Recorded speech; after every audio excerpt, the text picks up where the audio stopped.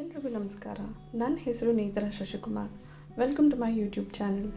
ಇವತ್ತಿನ ವಿಡಿಯೋದಲ್ಲಿ ನಾನು ನಿಮಗೆ street style egg masala curry ಹೇಗೆ ಮಾಡೋದನ್ನು ತೋರಿಸ್ತಾ ಇದ್ದೀನಿ. ಮೊದಲಿಗೆ ಒಂದು ಬಾಣಲಿನ ತಗೊಂಡು ಅದಕ್ಕೆ ಸ್ವಲ್ಪ ಎಣ್ಣೆ ಹಾಕ್ಕೊಂಡು ನಂತರ ಅದಕ್ಕೆ ಸ್ವಲ್ಪ ಅರಿಶಿನ ಹಾಕ್ಕೊಳ್ಳಿ. ಅದಾದಮೇಲೆ ಅದಕ್ಕೆ ಸ್ವಲ್ಪ ಅಚ್ಕಾರದ ಪುಡಿ ಹಾಕ್ಕೊಳ್ಳಿ. ನಂತರ ಸ್ವಲ್ಪ ಉಪ್ಪನ್ನು ಹಾಕ್ಕೊಂಡು ಅದನ್ನೆಲ್ಲನೂ ಎಣ್ಣೆ ಜೊತೆ ನೀಟಾಗಿ ಅದೊಂದು ಮಿಕ್ಸ್ ಆಗಬೇಕು. ಆ ಥರ ಅದನ್ನು ಮಿಕ್ಸ್ ಮಾಡ್ಕೊಳ್ಳಿ.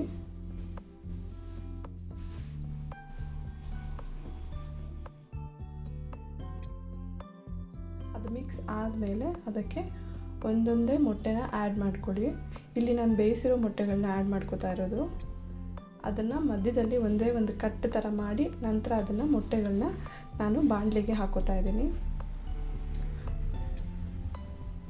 ಯಾಕೆ ಈ ಥರ ಮಾಡ್ತಾ ಇರೋದು ಅಂದರೆ ಅದು ಸ್ವಲ್ಪ ಮೊಟ್ಟೆಗೆ ಉಪ್ಪು ಮತ್ತು ಆ ಖಾರ ಎಲ್ಲ ಹಿಡಿಯುತ್ತೆ, ಅದಕ್ಕೋಸ್ಕರ.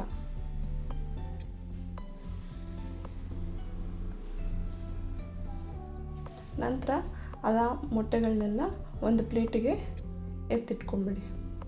ಅದೇ ಬಾಣಲಿಗೆ ಮತ್ತೆ ಸ್ವಲ್ಪ ಎಣ್ಣೆ ಹಾಕ್ಕೊಂಡು ಅದಕ್ಕೆ ಪಲಾವ್ ಎಲೆ, ಚಕ್ಕೆ, ಲವಂಗ, ಏಲಕ್ಕಿ ಎಲ್ಲನೂ ಹಾಕ್ಕೊಳ್ಳಿ. ಅದಾದಮೇಲೆ ಒಂದು ಈರುಳ್ಳಿನ ಹಾಕ್ಕೊಳ್ಳಿ. ಅದನ್ನು ಹಾಕ್ಕೊಂಡು ನೀಟಾಗಿ ಅದನ್ನು ಫ್ರೈ ಮಾಡಿ. ಅದು ಫ್ರೈ ಆದಮೇಲೆ ಅದಕ್ಕೆ 2 ಹಸಿಮೆಣಸಿನ್ಕಾಯಿನ ಹಾಕ್ಕೊಳ್ಳಿ. ನಂತರ ಅದಕ್ಕೆ ಕರಿಬೇವಿನ ಸೊಪ್ಪು ಹಾಕ್ಕೊಳ್ಳಿ. ಅದನ್ನು ನೀಟಾಗಿ ಮಿಕ್ಸ್ ಮಾಡಿ. ಅದಾದಮೇಲೆ ಅದಕ್ಕೆ ನಾನಿಲ್ಲಿ 1.5 ಸ್ಪೂನಷ್ಟು ಶುಂಠಿ ಬೆಳ್ಳುಳ್ಳಿ ಪೇಸ್ಟನ್ನ ಹಾಕೋತಾ ಇದ್ದೀನಿ.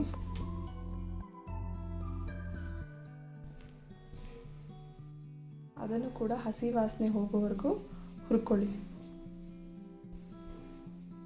ಅದಾದಮೇಲೆ ಒಂದು ದೊಡ್ಡ ಟೊಮ್ಯಾಟೊವನ್ನು ಹಾಕೋತಾ ಇದ್ದೀನಿ.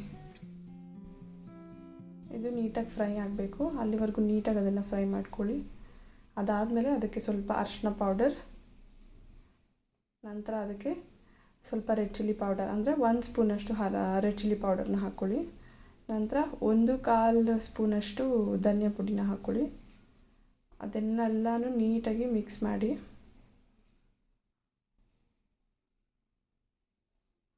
ಇದಕ್ಕೆ ಸ್ವಲ್ಪ ನೀರನ್ನು ಆ್ಯಡ್ ಮಾಡಿಕೊಂಡು ನೀಟಾಗಿ ಅದನ್ನೆಲ್ಲ ಫ್ರೈ ಮಾಡಿಕೊಡಿ. ಅದು ಏನೋ ಒಂದು ಕುದಿ ಬರ್ತಾ ಇದೆ ಅನ್ನೋ ಟೈಮಲ್ಲಿ ಅದಕ್ಕೆ ಬೇಯಿಸಿ ಈ ಫ್ರೈ ಮಾಡಿದ್ವಲ್ಲ ಮೊಟ್ಟೆ, ಅದನ್ನು ಅದರಲ್ಲಿ ಹಾಕ್ಕೊಳ್ಳಿ. ನಂತರ ಅದನ್ನು ನೀಟಾಗಿ ಒಂದ್ಸತಿ ನೀಟಾಗಿ ತಿರುಗಿಸಿ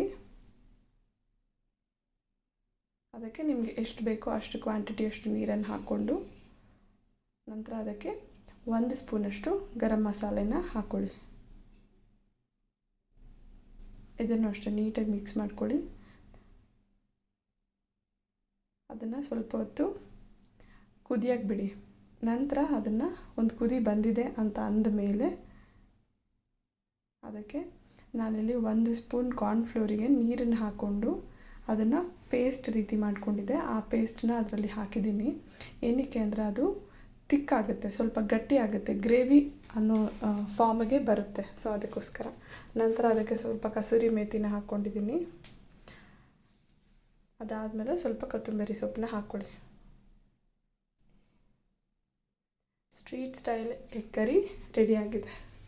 ನಿಮಗೆ ಈ ವಿಡಿಯೋ ಇಷ್ಟ ಆಗಿದರೆ ಲೈಕ್ ಮಾಡಿ, ಶೇರ್ ಮಾಡಿ, ಸಬ್ಸ್ಕ್ರೈಬ್ ಮಾಡಿ. Thank you.